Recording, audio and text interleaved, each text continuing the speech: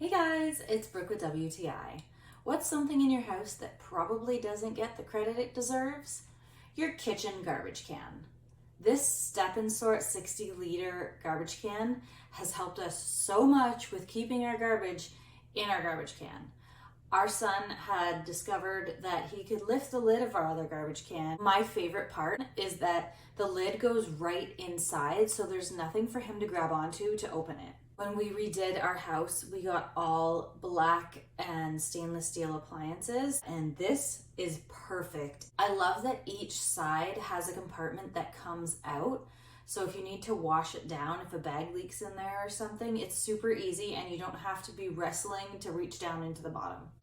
I love that you can secure the bag around the bin so it actually sits right down in there and you don't have to see it outside of the garbage can. The handles are perfect for moving it side to side if you're trying to sweep or vacuum or whatever underneath. If you're in the market for a new garbage can, this is the one for you. But that's just my point of view.